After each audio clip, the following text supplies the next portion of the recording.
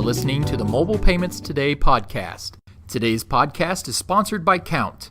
Kount is an e-commerce fraud prevention solution. The enterprise solution uses advanced machine learning technologies combined with customized policy rules and dozens of other features to prevent fraud for online businesses. Learn more at Kount.com. KOUNT.com.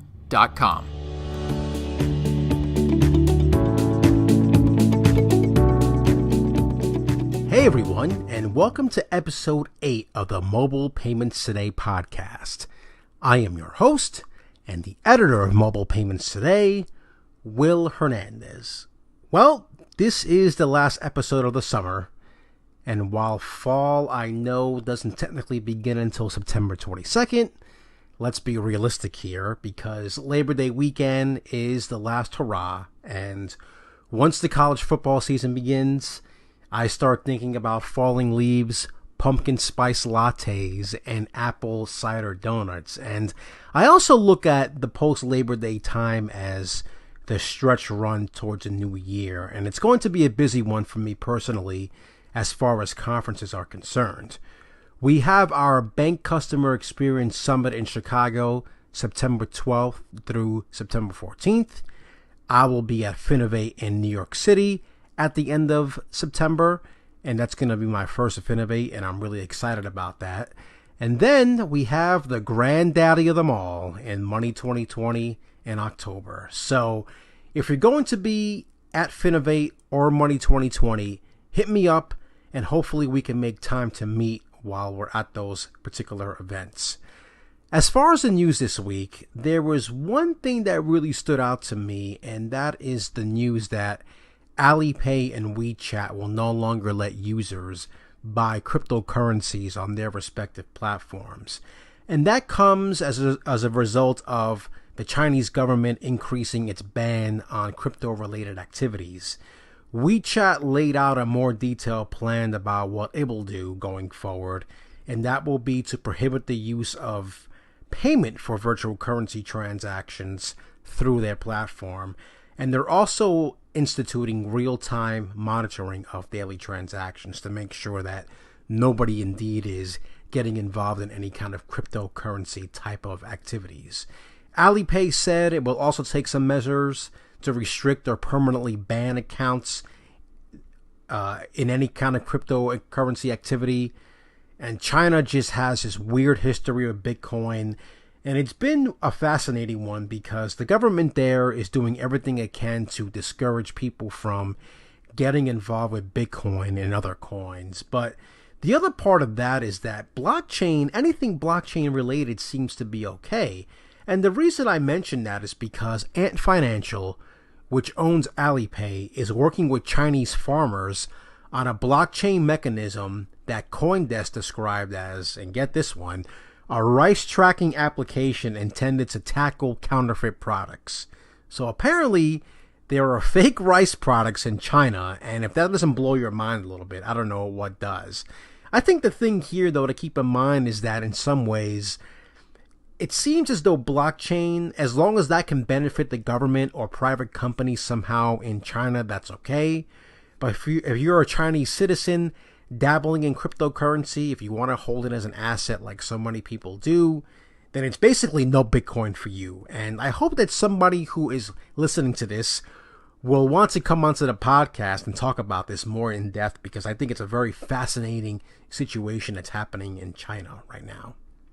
As far as our guest this week, Don Bush from Kount is back to finish our 3-part series that focuses on fraud. And today we'll be talking about the fraud involved with mobile ordering and restaurants. And Judy Model is back this week. I'll chat with the editor of Retail Customer Experience about some interesting stats that came out of Amazon Prime Day that are related to mobile. So stick around and I'll be right back after this quick break.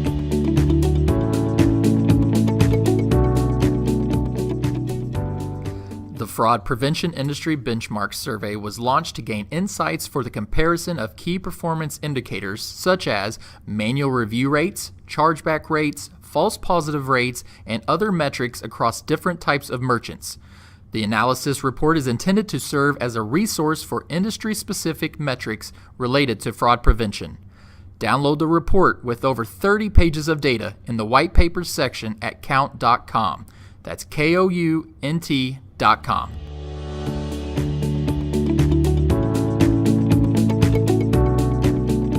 And welcome back to the Mobile Payments Today podcast. I am here with my guest this week for the final installment of this series. And I'd like to welcome Don Bush, who is the Vice President of Marketing at Count. And Don, thanks for joining us this week. How's everything going? Doing good. Thanks, Will. I appreciate being back. So before we dive into the topic at hand, I kind of wanted to set up the scene a bit for our listeners in regards to the idea of the subject of mobile ordering, particularly when it comes to the restaurant business. And this is an area that we've seen explode in the past couple of years. It's almost become a must-have feature for consumers. Why do you think mobile ordering in particular has struck a nerve with consumers here in 2018? I think there's a couple of things coming into play here. One is the digitalization, if you will, of the experience of purchasing things. We've had buy online, pick up in store for a few years now. It's gone reasonably well. It extends the reach of a retailer so that they can look at that and say, gosh, they don't have to walk into my store. They can if they don't have shipping or wait. Makes it very convenient. When I'm talking about the restaurant industry, whether it's what they call fast casual, like a Panera, or a quick service, like a Wendy's or a Dunkin', or even a table service, like an Applebee's or something like that, they're all saying, how can we get in front of the consumer more often? And so what's starting to happen is you're seeing these apps. And now I can order from Applebee's, pick it up on my way home, and I didn't have to wait in line. They've got special parking spots in the parking lot to bring my food out to me. It makes it quick and easy. I've got the menu right here. I've got a payment method on my app, and it makes it extremely easy for the consumer. It's a good customer experience, and if I can get them doing that and make the experience good, I'm probably going to pick up more business. You start seeing things like the millennial generation. I can't remember the exact number, but it's something like 57% of those folks have at least 3 food service type apps on their phone.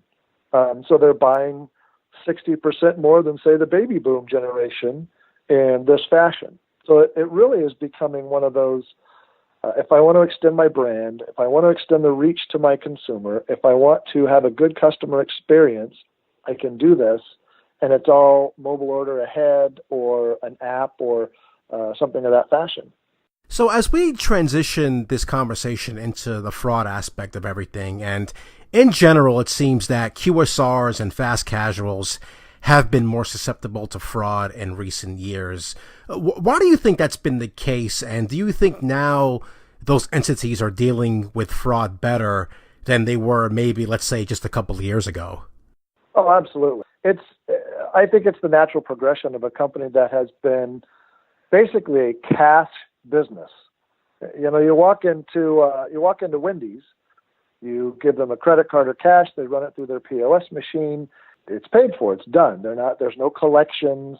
And so when they digitize their business, one of the first things companies start to understand is, hey, if they're not standing in front of me with a credit card, they may not be who they say they are. And so this aspect of fraud is kind of a new idea. They never got a chargeback when they were walking into the store and somebody presented a credit card. They didn't get a chargeback because the liability was all on the bank. Well, now, as soon as they go to this online or mobile experience, that liability shifts back to the merchant. So if there's any fraud there, the merchant is liable for that. And so I think a lot of them first out of the chute went, hold it, what is this thing you're calling a chargeback? I've never seen one of those before. And I think the fraudsters were very aware of maybe that naivete, is that how you say it? or inexperience in the online world. And so they were quite a target, and they remain a target today because they're still going through a large portion of their digital transformation into that, buying online, buying through an app, buying on a mobile browser and things like that. So I think they're definitely getting better, without a doubt. They're learning what they didn't know and making the most out of it to protect themselves and their customers. As far as mobile ordering is concerned, and this seems to happen with a lot of different things, we've seen this with prepaid cards, we've seen it with Venmo, we've seen it with Zelle. When something new becomes popular, criminals tend to find inevitably find a way to exploit it. And just based off of the Count's recent mobile payments and fraud report, the ability to detect fraudulent mobile orders is a high priority for merchants, whether it's restaurant, retail, whatever. And 52% of merchants cite that as a high priority. What exactly does that fraud look like for restaurants in terms of mobile ordering? What have you seen happening?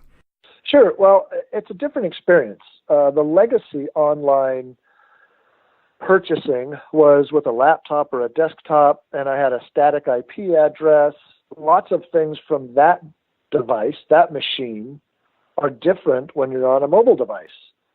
It's not a static IP address because it's a phone. I may be in a car. I may be on Main Street, and 5 minutes later I'm on State Street. That doesn't mean I'm a fraud. It means I'm on a mobile device. So that has a different behavior, different signals that restaurants or retailers can look at and understand what's really happening. So it's quite a bit different when you start looking at a mobile fraudster or tactics that a mobile app would experience than somebody on a desktop. So what retailers and restaurateurs need to understand is the difference between those and how to determine what's good and what's bad in each one of those environments. And what that mobile payments and fraud survey that you mentioned talks about is that merchants are behind. About 50+% of these merchants can't detect whether it's a mobile device or not. And a certain segment of those that can't tell you what type of device it is. Is it a game player or is it a tablet? All considered mobile devices. They all have their own behavior patterns and signals. So it's really important to be able to determine what type of a device is transacting with you. And I would imagine that's going to get more difficult because I think Bose today just announced that they're coming out with a smart speaker, and obviously Apple has got into the market, and we obviously have Echo and Google Home. How much more difficult does that make it to know that there are just millions of devices out there and you don't really know what's coming from what right now? Well, it is difficult because do an audit of yourself. How many devices in your home do you have that connect to the internet? You know, I've audited my home. There are 22 devices in my home, and I'm by far not the most technical savvy, but I've got 3 laptops. We've got 5 phones. We've got 2 smart televisions. We have 2 game players. You start adding those up, and those are all devices that I could make a purchase with. And so merchants have got to be able to determine, I could plan my family's vacation using my Xbox if I wanted to. I'm probably not going to, but I could do it.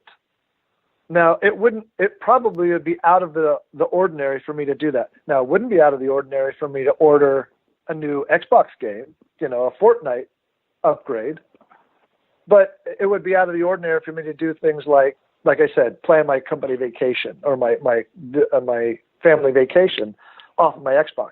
So the type of device also gives you ideas of the type of buyer and the types of buyer patterns and the behaviors. And so you're right, it's only going to get more difficult. I think the last study I saw said there are about 14 billion mobile devices in the world. Well, when you think about there's only about 3.5 billion that are regularly connected to the internet, that means each of us has somewhere between 3 and 5 devices we work with that transact. And so even a few years ago, if you had 2, it was unusual. Today, if you have 5, it's not unusual. So it is going to get more difficult for merchants as they go. As far as those with mobile ordering right now, as we kind of transition into the final 2 questions of the podcast episode here to finish off, 2-part question here. One, I'll ask the first one first. What should they be doing to stay ahead of this right now for those with mobile ordering? What should they be looking out for right now? The first thing they need to do is understand the difference between what is a secure app and what is an app that is developed to minimize fraud. Okay? A secure app has nothing to do with fraud. It just means it passes the security to go on the Apple or Android platforms. It's not something that can be easily hacked. So there's a difference between security in a fashion of an IT security and fraud. And I think sometimes folks that are maybe new to this whole payments and fraud thing confuse that. So that would be the first thing I'd want them to look at. The second thing is, when they're preparing whatever their mobile experience is for their customer, is it an app? Is it a browser? What is it? Get with your payments and your fraud team and say, what is it that we should plan for? Are there things we can do in this to alleviate difficulties that you'll have during that transaction phase? And there's lots that can be done. The way people order, when the order page is presented, what types of payments are taken, what operational or logistical methods we're going to employ, and just having that conversation, that collaboration between teams can save a lot of heartache down the road. In terms of those looking into getting into mobile ordering, and maybe when they're listening to this, they might be thinking, oh, maybe this is not such a good idea. But, I mean, this is a feature that is getting more popular. What should those restaurants keep in mind going forward right now? I think it can be done, and it can be done very, very well. Those that have done it well, they've got extremely popular brands and apps. They've gained market share by doing it, and that's, of course, what everybody's goal is. They want a bigger share of wallet, so to speak, of the consumer. Just to go in it with eyes wide open. Plan for stuff that's unexpected that you haven't had to deal with before. If you're going from an all-cash business with card-present transactions and you're moving into card-not-present, talk to your payment service provider. See if they've got some tools and processes that are helpful. Talk to people like Count. You know, we can provide consultation services to say, hey, these are the things you want to watch out for. Get your IT and your development group with your payments and fraud teams. Have them work together, because the more they work together, the fewer surprises down the road, and the more secure you're going to make your process. And then, of course, your brand is going to flourish with having a lot of happy customers. All right, Dom. Well, listen, as always, thanks for joining us, and thanks again to Count for sponsoring the series. I'm glad we got a Fortnite reference in the episode. That's pretty cool. So I thank you for that. Just in general, we've received some great feedback from just the series and as a whole, and I'm sure that you and I will be chatting somewhere down the road. So thanks again for joining us. You bet. And by the way, Fortnite is protected by Count. So we'll leave you with that. It is. Oh, really? Oh, that's a great little nugget right there. I appreciate that, Don. Thanks a lot. There you go. Hey, thanks, Will. Have a good day.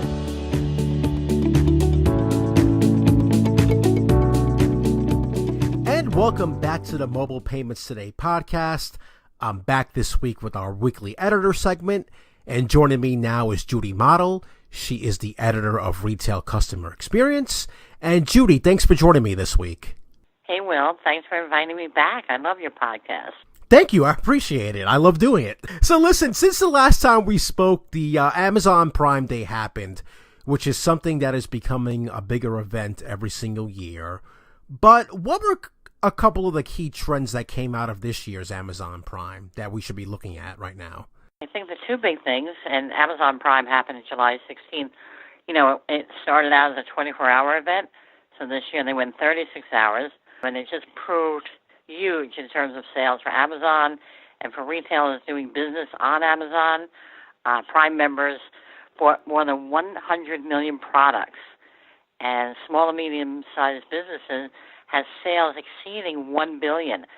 Both record-setting numbers. So, I think it's really clear people love to shop online, and they obviously love Prime Day. There was a survey that came out that kind of indicated it wasn't a fulfilling retail customer experience for everyone. And I think it was probably due to the traffic. I mean, honestly, when you're hit with that much volume in 36 hours. But there were technical issues, and it apparently prompted more than a quarter of the consumers who were actively shopping and browsing to abandon their online shopping. 52% reported having technical issues. I think what that shows for retailers is that, you've really got to almost go beyond the ceiling if you're planning to do, such an immense high traffic online experience, and really have no, that headroom has to be like quadruple what you might predict has to be. And this is always an issue, with bandwidth and technology. The most notable thing, though, that came out of this survey about Amazon Prime Day, which was from JDA, mobile devices ruled. 60% use tablets and smartphones to browse, buy, and pay. And I think that little nugget is huge for any retailer today. That's just a clear indicator that, you've got to be ready, providing a very seamless mobile experience. And I know it's not a true stat in terms of mobile payment, like you talk about on your site and in your podcast, but I think it's definitely related. I think the more comfortable a consumer is using a mobile device, I think it's a natural progression to becoming more comfortable using mobile payment options. Yeah, and that was something that came up a couple of times during Connect. Not necessarily the fact that people are making a mobile payment on those devices in a remote way, but the fact that they're using the phone to either browse or to shop. And Guess was actually an interesting experiment because their executive said that people were using the app to browse and then going on to the desktop to actually buy. And he admitted that they still had some issues to resolve in terms of the mobile app experience. But one thing I wanted to ask you was that 60% number going forward. What does that mean for retailers as far as their mobile strategy is concerned? And like, as you mentioned, to make sure that they have that seamless, easy mobile experience for consumers. I think it says there's no wiggle room anymore not to have a mobile channel. I think 3, 4, or 5 years ago, some of these retailers and some of the big names, they really hadn't paid much attention to the mobile commerce option. But I think they cannot ignore it anymore, and they've got to get up to speed because I really think at some point that's where the shopping's going to happen. And like you said, I still believe personally that people are using those devices to browse, research, compare prices, and still most likely to go to the store. Now, whether they go in the store to buy it and get it or are waiting outside with all these crazy delivery options, I still think they're going to be in the retail landscape. But, I'm guessing 3 to 5 years, it's going to be very different. And I think the retailers who get on board now and, aren't afraid to embrace this. I think some retailers have, some misconceptions about what it takes and what it costs and what it needs in terms of support. And there's just so many great companies and vendors out there offering great, options in terms of how to make this happen. So, I think there's no time left. I think it's time for any retailer to get a mobile presence up and get it working well. And it takes time to get it work well, but at least you're up there. Speaking of retailers and being competitive, one more thing that I want to hit upon before we go, and that's RCE's annual Top 100 Retail Report. Tell me a little bit about that and what can we expect to see in that report going forward? Well, it's a great report, and I want to thank you, Will, for contributing a great piece, as usual, on the mobile side of things. And anybody out there listening, get over to retailcustomerexperience.com, go over to topics. You'll see the Top 100 report is a free download, and it really provides a lot of granular insight on what today's consumers are doing and who they think are doing well when it comes to the retail customer experience. And, there was a big, I'm not going to even, for people who don't know, there was a big change this year in the report. We've been doing the report, I think it's 3 years. I've been with NetWorld for 3 years and done it every year. But there was a huge change this year, and I think it'll surprise a lot of people because the change involves a retailer that most people don't even consider in their mind a retailer. I urge everybody to download it and check that out and of course, read your column because that's just a great piece of insight. And, again, thanks for helping us out with that, Will. Judy, thanks for joining me this week. I really appreciate it, and we'll talk again really soon. Thanks again, Will. That's going to do it for this week's episode of the Mobile Payments Today podcast. I want to thank our guest this week again, and that is Don Bush from Count. and Judy Model from Retail Customer Experience. Thanks again for joining me this past week. And I want to implore you to rate, review, and subscribe to the podcast on the platform of your choice. We're now on Apple Podcasts. That's really exciting for us. So if you want to do us a favor and leave a review over there, that would be greatly appreciated. Don't forget, we're also on Twitter. If you want to follow us on Twitter, Mobile Payments Today, we're over at MobilePay Today. Again, that is at MobilePay Today. And if you want to follow me on Twitter, I am over at W_Hernandez16. Again, that is W_Hernandez16. That's going to do it for this week. We appreciate it, and we'll see you back here again next week. Thanks.